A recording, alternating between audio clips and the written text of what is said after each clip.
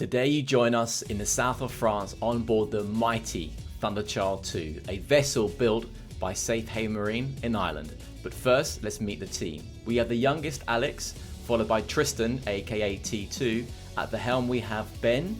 Then we have the boat's owners Nick, and the guy getting the boat covered in seawater is yours truly, Tristan. Thunderchild 2 is constructed with a wave-piercing hull propelled by 4 Caterpillar engines with surface-piercing propellers. We're getting the boat ready as she has just been launched from the dry dock after having a full service on all 4 drives and having the main engine seawater intake scoops redesigned, manufactured and installed.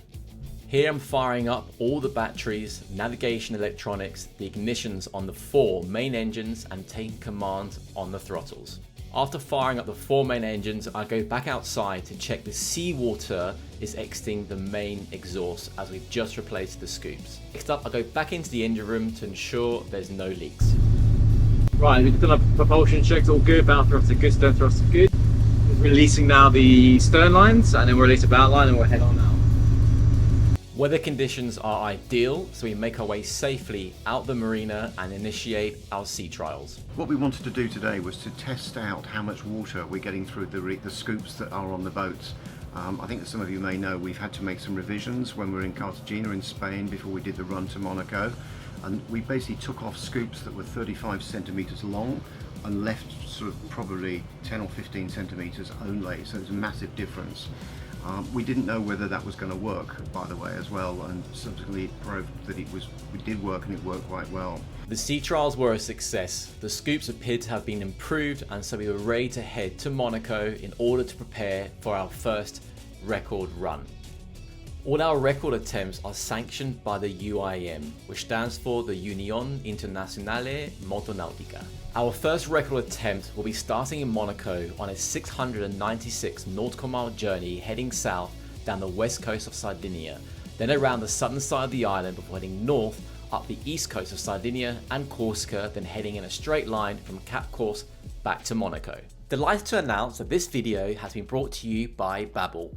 As we attempt to set 7 world records, we will be visiting many different countries, and having a basic or advanced understanding of all the different languages is critical to carrying out our mission by communicating with the local authorities, harbour masters, fuel suppliers and anyone else that will help us along the way in ample time, minimizing any possible losses in translation. With Babbel, you can start speaking a new language in just 3 weeks, and all the lessons have been diligently curated by expert language teachers.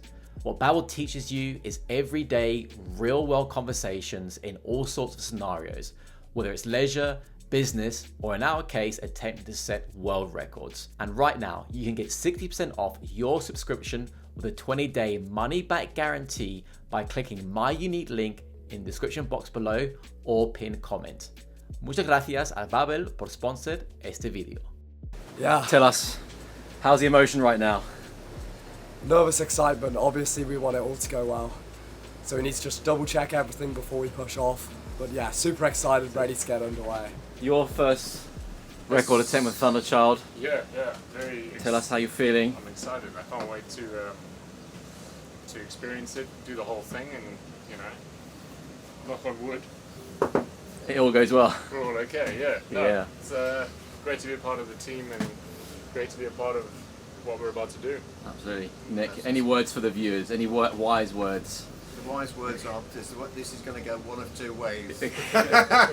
This is it, guys. Nerves are running high, the adrenaline is pumping, Monaco is echoing with the roar of the 4 engines, and we're ready to make our way to the start line. We have Ben at the commands and T2 on the radio passing on information to Ben. Alex brings in the fenders and the dock assistants helps us with the rib.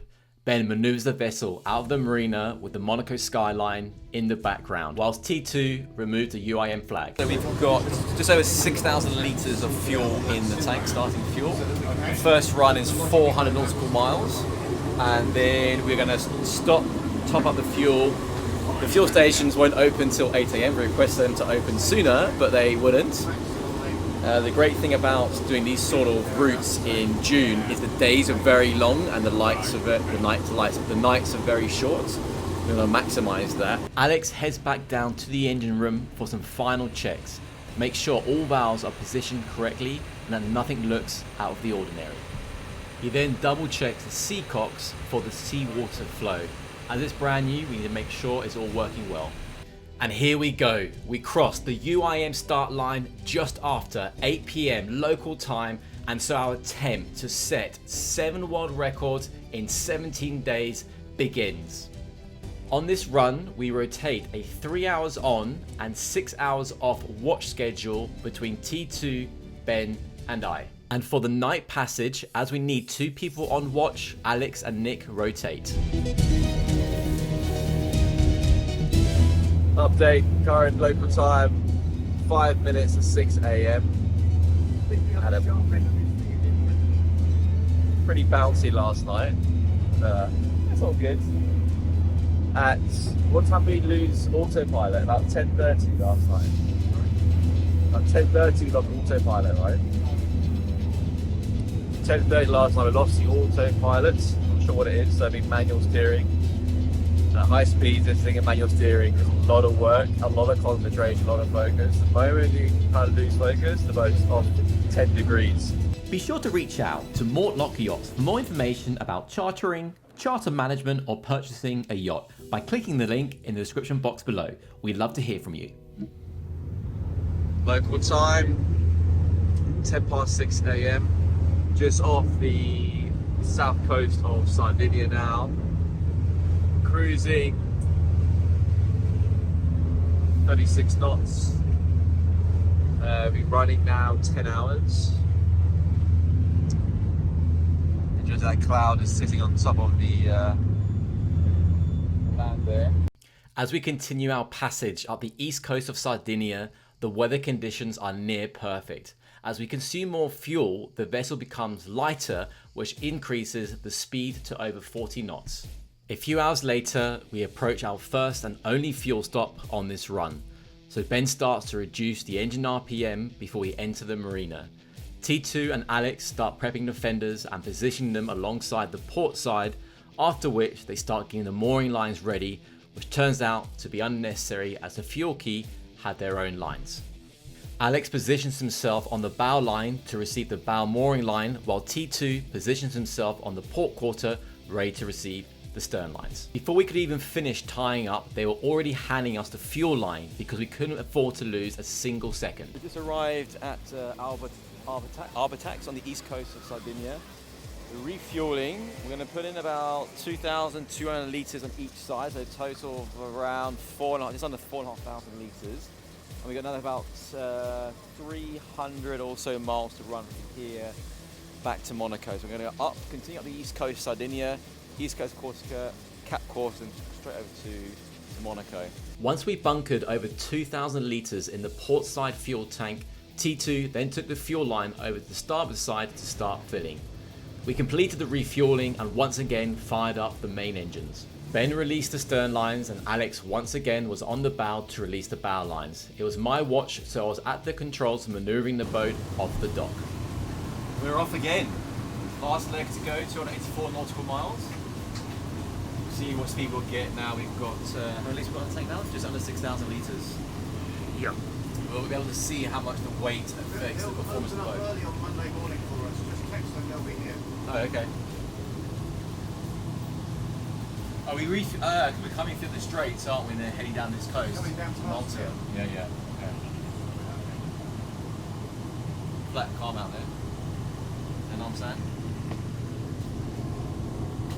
How much lighter is that comparison to the other one?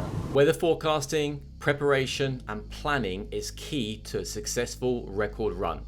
I increase the throttles back up to cruising speed and we continue our passage heading north. We're in good spirits as aside from the autopilot failure, Thunderchild is running smoothly, sea conditions are like a mirror, which means we can make coffee even at over 40 knots. And to top things off, we spotted a whale as we passed Cap Corse. Before we knew it, we could already see the finish line at Monaco and taste victory. After completing the 692 nautical mile record run, our time was 21 hours and 42 minutes, which makes it a new UIM record. We celebrated with a few beers. Be sure to join us next time for part 2 as we attempt to set a new UIM record from Monaco to Malta. Thank you for watching. See you next time.